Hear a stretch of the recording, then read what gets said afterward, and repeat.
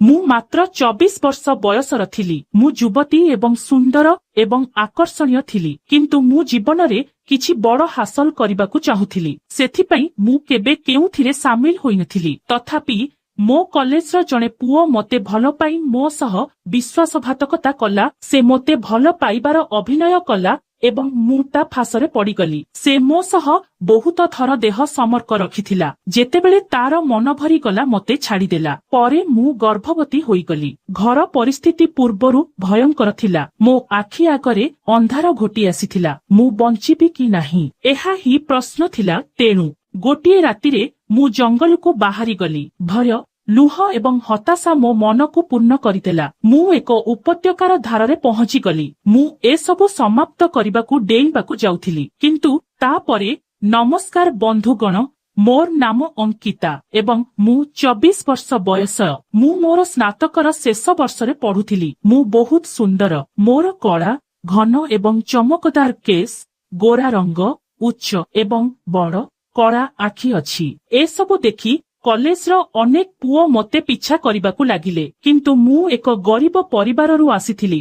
ତେଣୁ ମୁଁ ଏସବୁରେ ସାମିଲ ହେବାକୁ ଚାହୁଁନଥିଲି। ମୁଁ ଜୀବନରେ କିଛି ବଡ଼ ହାସଲ କରିବାକୁ ଚାହୁଁଥିଲି। ମୁଁ ଏକ ହଷ୍ଟେଲରେ ରହୁଥିଲି। ମୋର 3-4 ଜଣ ବନ୍ଧୁ ମୋ ସହିତ ଗୋଟିଏ କୋଠରୀରେ ରହୁଥିଲେ। ମୁଁ ମୋର ପାଠପଢ଼ାରେ ବହୁତ ମେଧାବୀ ଥିଲି। ମୁଁ ସବୁବେଳେ କଲେଜରେ ଦ୍ୱିତୀୟ କିମ୍ବା ତୃତୀୟ ସ୍ଥାନରେ ରହୁଥିଲି। ମୁଁ ସୁନ୍ଦରୀ ଥିଲି, କିନ୍ତୁ ମୁଁ ଏବେ ବି ମୋର ଲକ୍ଷ୍ୟ ଉପରେ ଧ୍ୟାନ ଦେଉଥିଲି। ମୋ ପରିବାର ଭଲ କରୁନଥିଲା। ମୋ ବାପା ମା ମୋତେ ଶିକ୍ଷା ଦେବା ପାଇଁ ବହୁତ ପରିଶ୍ରମ କରୁଥିଲେ। ମୋ ସ୍କୁଲ ଏବଂ କଲେଜ ଫି ଦେବା ସେମାନଙ୍କ ପାଇଁ ବହୁତ କଷ୍ଟକର ଥିଲା। ଆମ କଲେଜରେ ଗୋଟିଏ ପୁଅ ଥିଲା। ସେ ପାଠ ପଢ଼ାରେ ଭଲ ନଥିଲା, କିନ୍ତୁ ସେ ବହୁତ ସୁନ୍ଦର ଥିଲା। ତାର ଗୋଟିଏ ବୁଲେଟ୍ ଏବଂ ଗୋଟିଏ 4 ଚକିଆ ଯାନ ଥିଲା ଏବଂ ସେ ସବୁବେଳେ କଲେଜକୁ ଯାଉଥିଲା। ତାଙ୍କ ପରିବାର ବହୁତ ଧନୀ ଥିଲା। ଆମ କଲେଜର କିଛି ଛାତ୍ର ତାଙ୍କୁ ବାଜି ଲଗାଇଥିଲେ ଯେ ସେ ମୋତେ ପଟାଇବେ ଏବଂ ଯଦି ସେ ଏପରି କରନ୍ତି ତେବେ ସେମାନେ ତାଙ୍କୁ ଯାହା ଚାହିଁବେ ତାହା ଦେବେ।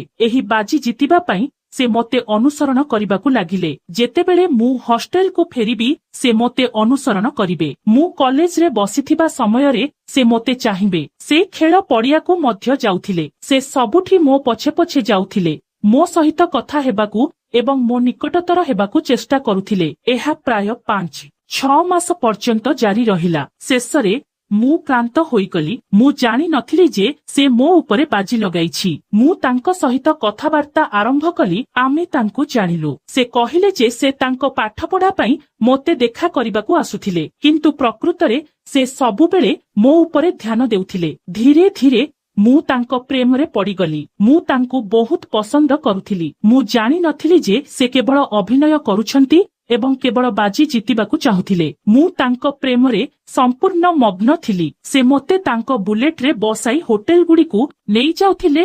ମୁଁ ଯାହା ଚାହୁଁଥିଲି ତାହା ସେ ମୋତେ ଦେଉଥିଲେ। ମୁଁ ତାଙ୍କ ପ୍ରେମରେ ସମ୍ପୂର୍ଣ୍ଣ ମୋହିତ ହୋଇଗଲି। ଗୋଟିଏ ଦିନ ତାଙ୍କ ଜନ୍ମଦିନ ଥିଲା। ମୁଁ ତାଙ୍କୁ ପ୍ରକୃତରେ ଭଲ ପାଉଥିଲି। ସେ କହିଲେ, ଆମେ ଆମର ଜନ୍ମଦିନ ଏକାଠି ପାଳନ କରିବା ଉଚିତ। ମୋର ପରିବାର ଗରିବ ଥିଲା, ତଥାପି ମୁଁ ତାଙ୍କୁ ଏକ କେକ୍ ଏବଂ ଏକ ଉପହାର କିଣି ଏକ ବଗିଚାକୁ ନିମନ୍ତ୍ରଣ କଲି। ସେ ଠିକ ସମୟରେ ପହଞ୍ଚିଲେ। ଆମେ କେକ୍ କାଟିଲୁ। ମୁଁ ତାଙ୍କୁ ଏକ ଉପହାର ଦେଲି। ସେ ଅତ୍ୟନ୍ତ ଖୁସି ଥିଲେ। ମୁଁ ମଧ୍ୟ ଅତ୍ୟନ୍ତ ଖୁସି ଥିଲି। ଆମେ ପରସ୍ପରକୁ ପ୍ରେମରେ ବର୍ଷା କରି ଚାଲିଲୁ ଏବଂ ଜୀବନ ସାରା ଏକାଠି ରହିବାକୁ ପ୍ରତିଶ୍ରୁତି ଦେଲୁ। ସେହି ରାତି 9ଟା ସମୟରେ ଏକ ଶୋ ଥିଲା। ଆମେ ରାତି 9ଟାରୁ 12ଟା ପର୍ଯ୍ୟନ୍ତ ସିନେମା ଦେଖିଲୁ। ସିନେମା ସରିବା ପରେ ମୁଁ ଅନୁଭବ କଲି ଯେ ମୁଁ ଏତେ ବିଳମ୍ବରେ ହଷ୍ଟେଲକୁ ଫେରିପାରିବି ନାହିଁ। ମୁଁ ସବୁ କିଛି ଭୁଲି ଯାଇଥିଲି। ମୁଁ ତାଙ୍କ ପ୍ରେମରେ ଏତେ ମଗ୍ନ ଥିଲି ଯେ ମୁଁ ସମୟ ହରାଇ ବସିଲି। ସେ କହିଲେ, ଆସ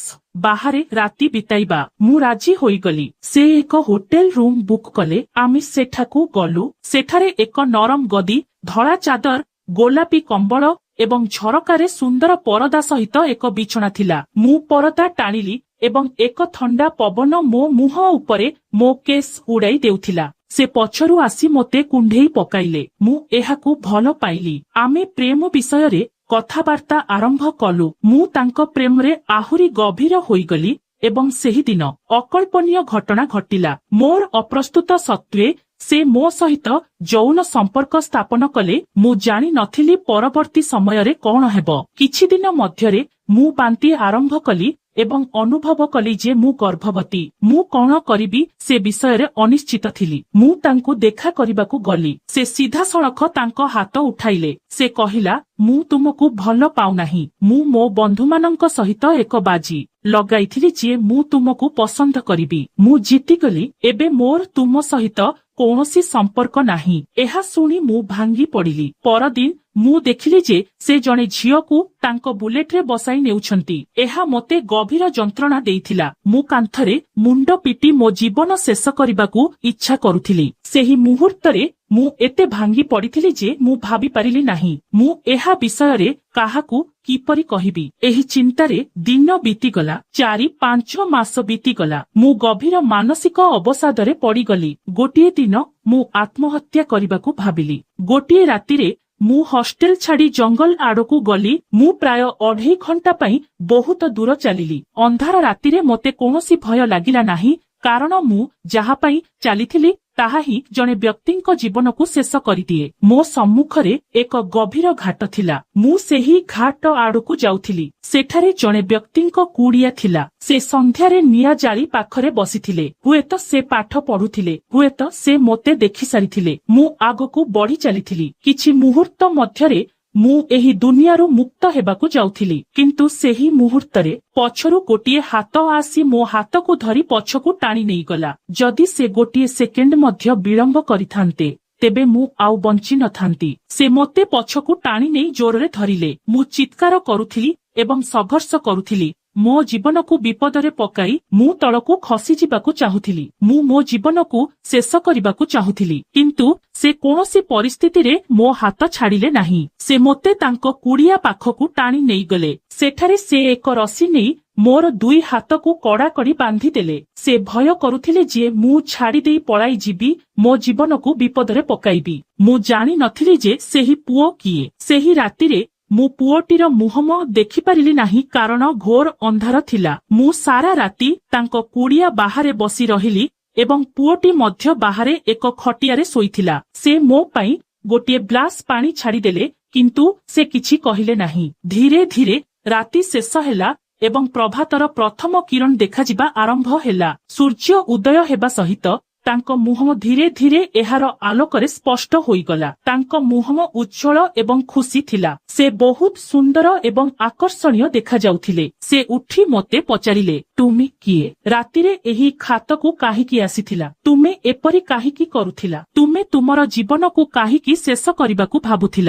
ଏହା ଶୁଣି ମୁଁ କାନ୍ଦି ପକାଇଲି। ଠିକ ସେହି ସମୟରେ ଜଣେ ବୟସ୍କ ଲୋକ କୁଡ଼ିଆରୁ ବାହାରି ଆସିଲେ। ତାଙ୍କ ହାତରେ ଚା ଥିଲା। ସେ ମୋ ଆଗରେ ଏକ କପ ରଖିଲେ। ସେମାନେ ସେହି ପୁଅକୁ ମଧ୍ୟ ଚା ଦେଲେ। ସେମାନେ ମୋ ହାତରୁ ରସି ଖୋଲିଦେଲେ ଏବଂ ଚା ପିଇ ମୋତେ ପଚାରିଲେ, ଝିଅ, ତୁମେ ଏପରି କାହିଁକି କରୁଥିଲା? ମୁଁ କାନ୍ଦି ପକାଇଲି ଏବଂ ସେମାନଙ୍କୁ ସତ୍ୟ କହିଲି। ମୋ ନାମ ଅଙ୍କିତା।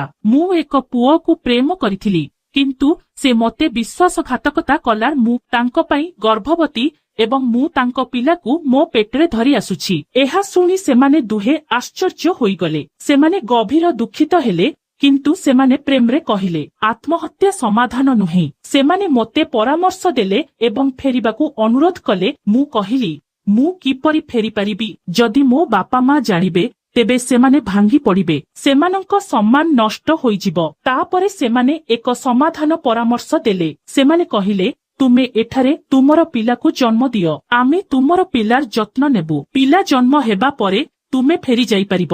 କେହି ପଚାରିବେ ନାହିଁ। ମୁଁ ସେମାନଙ୍କର ଧାରଣାକୁ ପସନ୍ଦ କଲି, କାରଣ ଏହା ପିଲାର କ୍ଷତି କରିବ ନାହିଁ ଏବଂ ମୋ ବାପା ମାଙ୍କୁ ଲଜ୍ଜିତ କରିବ ନାହିଁ। ସେମାନେ ଦୁହେଁ ବହୁତ ଦୟାଳୁ ଲୋକ ଥିଲେ। ସେମାନଙ୍କ କଥା ସ୍ନେହ ଏବଂ ସ୍ନେହରେ ପରିପୂର୍ଣ୍ଣ ଥିଲା। ମୁଁ ତାଙ୍କୁ ପଚାରିଲି, ତୁମ ଘରେ ସମସ୍ତେ କିଏ ରହନ୍ତି? ସେ କହିଲେ, ମୋ ନାମ ରାଘବ ଏବଂ ଏ ମୋର ନାତି ସଞ୍ଜୟ। ଆମେ ଦୁହେଁ ଏଠାରେ ରହୁ। ସଞ୍ଜୟର ବାପା ମା କିଛି ବର୍ଷ ପୂର୍ବରୁ ରୋଗରେ ମୃତ୍ୟୁବରଣ କରିଛନ୍ତି। ଏବେ ଆମେ ଦୁହେଁ ଏଠାରେ ରହୁ। ସଞ୍ଜୟ ବହୁତ ସୁନ୍ଦର ଥିଲା। ସେ ନିଶ୍ଚୟ ମୋ ବୟସର ହେବ।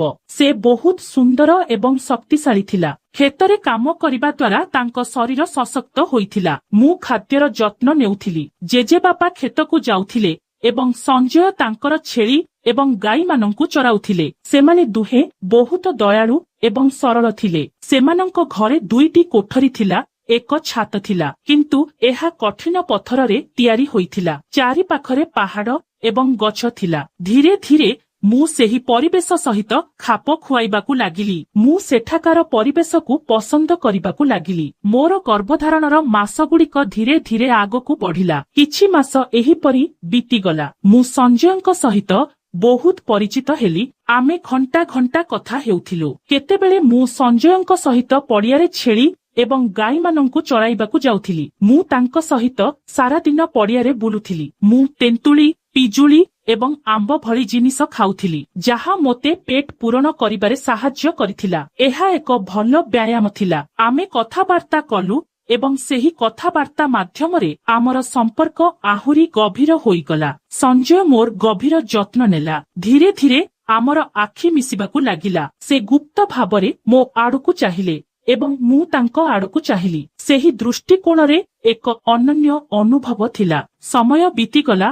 ପ୍ରେମ ଏବଂ ଘନିଷ୍ଠତାର ଭାବନା। ମୁଁ 9 ମାସ ଧରି ଗର୍ଭବତୀ ଥିଲି। ମୋର ପେଟ ବହୁତ ବଡ଼ ହୋଇଗଲା। ଗୋଟିଏ ଦିନ ମୁଁ ହଠାତ୍ ମୋ ପେଟରେ ପ୍ରବଳ ଯନ୍ତ୍ରଣା ଅନୁଭବ କଲି। ପ୍ରାୟ 3 କିଲୋମିଟର ଦୂରରେ ଏକ ଘର ଥିଲା। ସଞ୍ଜୟ ସେଠାରୁ ଜଣେ ଅଭିଜ୍ଞ ଧାତ୍ରୀଙ୍କୁ ଡାକିଲେ। ସେ ମୋର ପ୍ରସବ ସମୟରେ ଯୋଗଦେଲେ। ମୁଁ ଏକ ସୁନ୍ଦର ଶିଶୁ ପୁତ୍ରକୁ ଜନ୍ମ ଦେଲି। ସେ ବହୁତ କୋମଳ ଏବଂ ସୁନ୍ଦର ଥିଲା। ସଞ୍ଜୟ ଏବଂ ତାଙ୍କ ଜେଜେବାପା ଅତ୍ୟନ୍ତ ଖୁସି ଥିଲେ। ମୁଁ ମଧ୍ୟ ବହୁତ ଖୁସି ଥିଲି। ମୁଁ ଯେଉଁ ପୁଅକୁ ହୃଦୟ ସହିତ ଭଲ ପାଉଥିଲି, ସେ ମୋତେ ବିଶ୍ୱାସଘାତକତା କରିଥିଲେ। କିନ୍ତୁ ସଞ୍ଜୟ ଏବଂ ତାଙ୍କ ଜେଜେବାପା ଉଭୟ ମୋର ସମ୍ପର୍କୀୟ ନଥିଲେ। ତଥାପି ସେମାନେ ମୋତେ ଏତେ ଦିନ ଧରି ବହୁତ ଭଲ ପାଇଥିଲେ। ମୋ ଗର୍ଭରେ ଥିବା ପିଲାର ଯତ୍ନ ନେଇଥିଲେ ଏବଂ ଏବେ ମୁଁ ମା ହୋଇଗଲିଣି। ସେମାନେ ଅତ୍ୟନ୍ତ ଆନନ୍ଦିତ।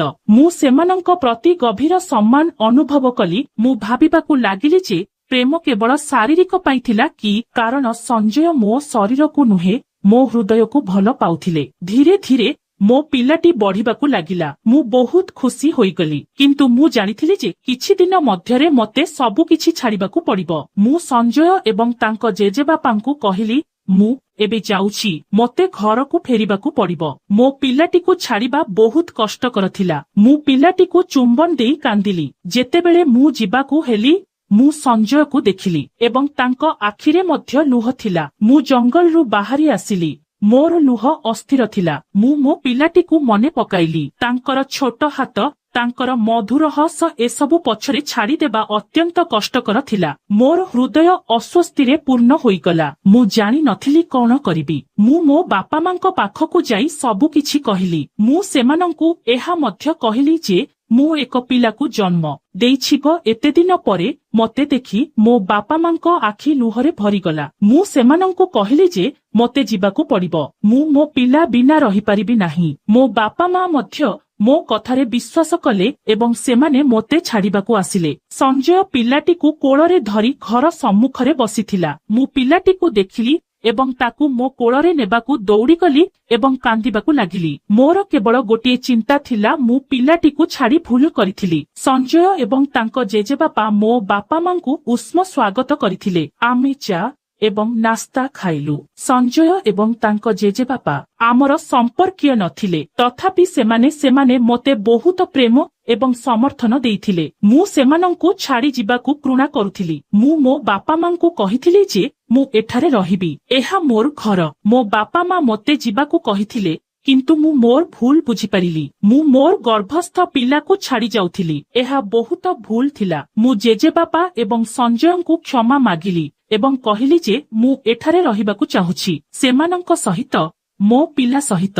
ସେମାନେ ଉଭୟ ରାଜି ହେଲେ ଏବଂ ମୁଁ ସେଠାରେ ରହିବା ଆରମ୍ଭ କଲି। ଧୀରେ ଧୀରେ ମୁଁ ସଞ୍ଜୟଙ୍କୁ ପସନ୍ଦ କରିବାକୁ ଲାଗିଲି। ଗୋଟିଏ ଦିନ ମୋ ଜେଜେବାପା ପାହାଡ଼ ଯାତ୍ରାରେ ଥିଲେ। ଘରେ ସଞ୍ଜୟ ଏବଂ ମୁଁ ଏକା ଥିଲୁ। ମୁଁ ଗାଧୋଇ ସାରି ପୋଷାକ ବଦଳାଇବା ପାଇଁ କୋଠରୀ ଗଲି। ଠିକ ସେହି ସମୟରେ ଗାଈ ଏବଂ ମଇଁଷି ବାନ୍ଧି ସାରି ରାମ ବାହାରୁ ଭିତରକୁ ଆସିଲେ। କବାଟ ଖୋଲା ଥିଲା। ମୁଁ ପୋଷାକ ବଦଳାଇ ପାରୁନଥିଲି। ରାମ ମୋତେ ଦେଖିଲା ଏବଂ ଅଟକି ରହିଲା। ମୁଁ ତାଙ୍କ ଦୃଷ୍ଟି ଦେଖି ଲଜ୍ଜିତ ହେଲି। ସେ ଚୁପଚାପ ବୁଲି ଚାଲିଗଲେ। କିଛି ସମୟ ପରେ ସେ ପୁଣି ଭିତରକୁ ଆସିଲେ, କିନ୍ତୁ ଏଥର ତାଙ୍କ ବ୍ୟବହାରରେ ପରିବର୍ତ୍ତନ ଆସିଲା। ସେ ମୋତେ ଗୁପ୍ତ ଭାବରେ ଦେଖିବାକୁ ଲାଗିଲେ। ମୁଁ ମଧ୍ୟ ଗୁପ୍ତ ଭାବରେ ତାଙ୍କୁ ଦେଖିବା ଆରମ୍ଭ କଲି। ଧୀରେ ଧୀରେ ଦିନ ଶେଷ ହେଲା। ସନ୍ଧ୍ୟାରେ ଆମେ ଦୁହେଁ ଏକାଠି ରାତ୍ରି ଭୋଜନ କଲୁ। ସଞ୍ଜୟ ଗୋଟିଏ କୋଠରୀରେ ଶୋଇଥିଲେ ଏବଂ ମୁଁ ଅନ୍ୟ କୋଠରୀରେ ପିଲାଟିକୁ ଶୋଇବାକୁ ନେଇଗଲି। କିନ୍ତୁ ସେହି ରାତିରେ ମୁଁ ଶୋଇପାରିଲି ନାହିଁ। ରାମର ମୁହଁ ମୋ ଆଖି ଆଗରେ